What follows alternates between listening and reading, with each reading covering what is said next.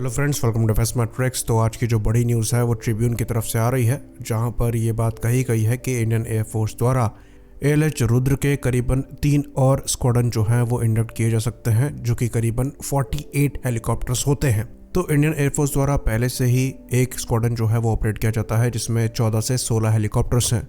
तो इसकी high altitude performance से इंप्रेस होकर इंडियन एयरफोर्स द्वारा 3 और स्क्वाड्रन को ऑपरेशनल करने की बात चल रही है।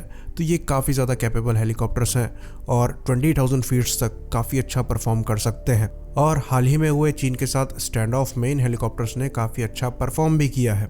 तो ट्रायल्स के दौरान जितने वेपन्स की रिक्वायरमेंट थी 6 किलोमीटर के एल्टीट्यूड पर या फिर 20,000 फीट के एल्टीट्यूड पर, उससे ज़्यादा वेपन्स इसने कैरी किया था।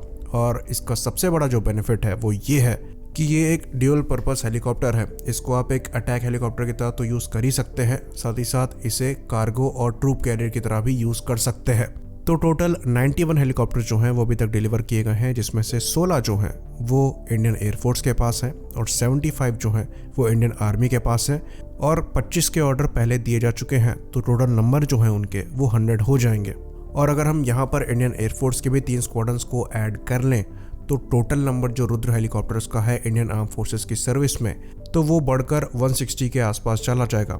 इस पर हम और विस्तार में बात करेंगे और डिटेल में इस हेलीकॉप्टर की कैपेबिलिटी को समझने की कोशिश करेंगे, लेकिन इससे पहले अपने प्रमोशनल पार्टनर का एक छोटा सा मैसेज देख लेते हैं।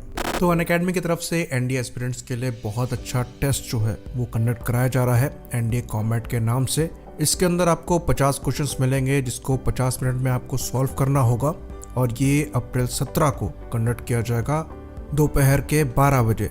तो ये बिल्कुल ही फ्री है, आप यहाँ पर फ्री में एनरोल कर सकते हैं। हमारा रेफरल कोड याद रखिएगा, मैट्रिक्स10 यूज़ कर सकते हैं। साथ ही साथ इसमें काफ़ी एक्साइटिंग गिफ्ट वाउचर्स भी हैं, जो कि 50 लकी पार्टिसिपेंट्स को मिलेगा उनकी परफॉर्मेंस के आधार पर। तो अगर आप NDA की तैयारी कर रहे हैं और अपने आप को टेस्ट करना चाहते हैं, बहुत अच्छी अपॉर्चुनिटी है। यहाँ पर आपका एक भी पैसा नहीं लगना है और आपको यहाँ पर अपनी तैयारी के बारे में पता लग जाएगा। आपको कितनी और मेहनत करनी है इसका भी अंदाज़ा आपको लग जाएगा। तो जैसा कि हम जानते हैं, अनअकैडमी द्वारा स्पेशल क्लासेस भी कंडक्ट कराई जाती हैं। उनके कुछ फीचर्स हैं, उनको यहाँ पर हम डिस्कस कर लेते हैं। तो स्पेशल क्लासेस का जो सेशन होता है वो काफ़ी इंटरेक्टिव होता है। यहाँ पर लाइव चैट्स जो हैं वो आपको मिल जाती हैं, जिसकी वजह से आप सीधे सीधे अपने डाउट जो हैं वो पूछ सकते हैं। बाकी टॉपिक की बेटर अंडरस्टैंडिंग के लिए पोल्स कंडक्ट कराए जाते हैं। साथ ही साथ नोटिफिकेशंस मिल जाती है अपकमिंग लेसन्स की, क्लासेस की, कोर्सेज की, और लेक्चर्स के नोट्स जो हैं उसको आप डाउनलोड कर सकते हैं और बाद में भी पढ़ सकते हैं। साथ ही साथ आप लेक्चर्स को कहीं से भी अटेंड कर सकते हैं अपने स्मार्टफोन को यूज़ करते हुए। तो इस बारे में और जानकारी के लिए लिंक्स जो हैं वो डिस्क्रिप्शन में मिल जाएंगे, आप विजिट कर सकते हैं। आपकी तैयारियों के लिए बेस्ट ऑफ लक। तो जैसा कि पार्ट 1 में हमने डिस्कस किया, इंडियन एयरफोर्स द्वारा करीबन 3 और स्क्वाड्रन ALH रुद्र हेलीकॉप्टर के लेने पर विचार किया जा रहा है, जो कि करीबन 48 के आसपास हेलीकॉप्टर्स होते हैं।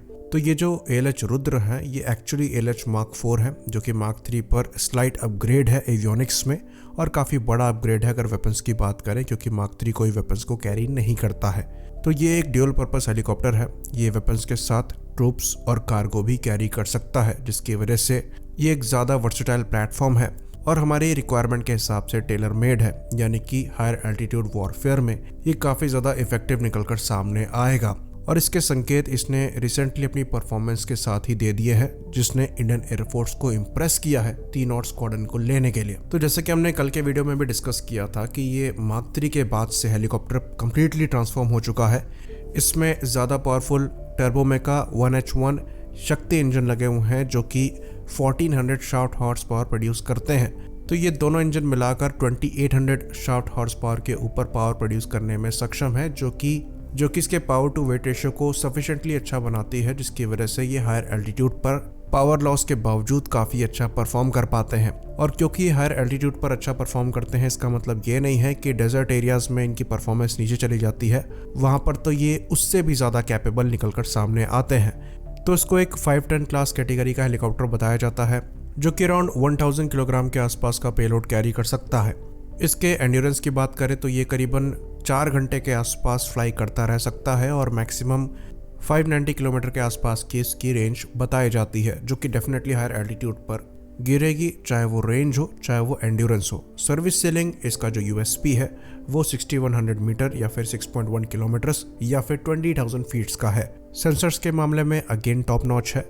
जो इसका सेल्फ प्रोटेक्शन स्वीट है उसे साब द्वारा प्रोवाइड किया जाता है, जिसे इंटीग्रेटेड डिफेंसिव एड स्वीट कहा जाता है। तो इसमें मिसाइल अप्रोच वार्निंग सिस्टम है, रडार वार्निंग रिसीवर्स हैं, लेज़र वार्निंग रिसीवर्स हैं, साथ में काउंटर मेजर डिस्पेंसर सिस्टम्स हैं। इसका जो मेन सेंसर है जो कि इसके नोज टर्रेट पे लगा हुआ है वो Israeli compass electro optical sensor है। तो यहाँ पर आपको टीवी और थर्मल इमेजर मिल जाएगा, साथ ही साथ लेजर रेंज फाइंडर और लेजर डेजिग्नेटर दोनों मिल जाएगा। तो ये हेल्प करता है एंटी टैंक मिसाइल्स को टारगेट करने के लिए।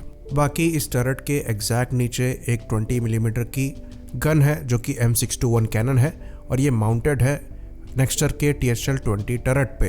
तो ये फ्रांस से आते हैं और 20 मिलीमीटर के राउंड्स काफ़ी ज़्यादा डेडली होते हैं, हैवी आर्मर को भी पेनिट्रेट कर सकते हैं। तो बिना मिसाइल्स के भी काफ़ी ज़्यादा डेंजरस है एंटी आर्मर रोल में।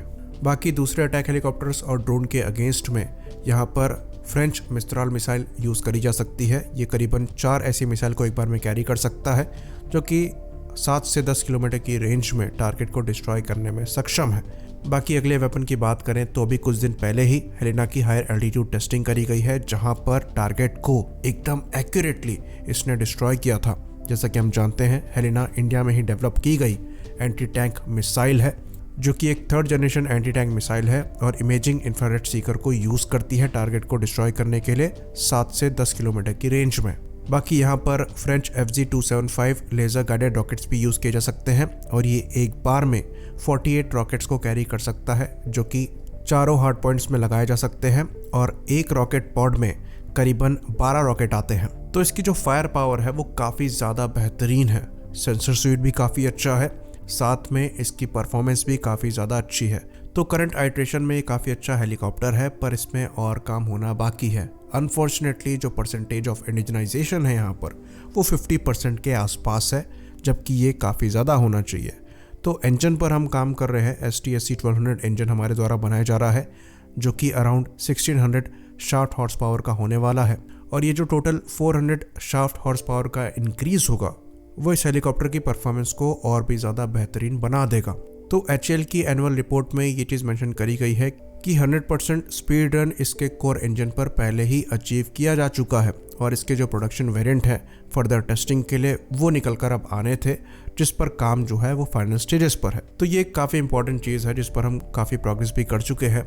बाकी अभी कुछ दिन पहले ही रिपोर्ट्स आई थी कि HAL द्वारा काम किया जा रहा है कि जो laser warning receiver, radar warning receivers और मिसाइल अप्रोच वार्निंग सिस्टम्स यहाँ पर यूज़ किए गए हैं उनको भी इंडिया में ही बनाया जाए। तो ये भी एक इम्पॉर्टेंट स्टेप है परसेंटेज ऑफ इंडिजनाइजेशन को इंक्रीज करने के लिए। साथ ही साथ डायरेक्शनल इंफ्रारेड काउंटर मेजर्स पर भी काम किया जा रहा है इसकी सर्वाइबिलिटी को बढ़ाने के लिए। वेपन्स की बात करें तो एंटी टैंक मिसाइल जो कि काफ़ी इंपॉर्टेंट होती है उसको तो हम इंडियन ही यूज़ कर रहे हैं। तो कुल मिला जुलाकर अगर हम परसेंटेज ऑफ इंडिजनाइजेशन को 75 के आसपास भी ले जाते हैं तो ये एक अच्छी बात होगी, क्योंकि हर चीज़ हर कोई नहीं बनाता है और अगर हम यहाँ पर कुछ चीज़ें इंपोर्ट भी कर रहे हैं तो इसमें बुराई नहीं है। जो 20 मिलीमीटर की M621 कैनन है वो काफ़ी अच्छी गन है।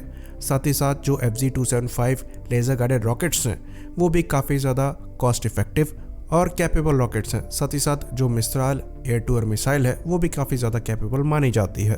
तो अगर हम इन फ्रेंच सिस्टम को इंपोर्ट भी कर रहे हैं तो कोई बुराई नहीं है। अभी के लिए जो गोल है वो 75% तक इंडिजनाइजेशन को अचीव करने का होना चाहिए और इसके साथ ही इसके एक्सपोर्ट पोटेंशियल को भी पुश करने का होना चाहिए, क्योंकि ये काफ़ी ज़्यादा कैपेबल है हेलीकॉप्टर है और बहुत ज़्यादा कॉस्टली भी नहीं है, क्योंकि काफ़ी बड़े नंबर में इंडियन आर्म फोर्सेस द्वारा यूज़ करा ही जाता है।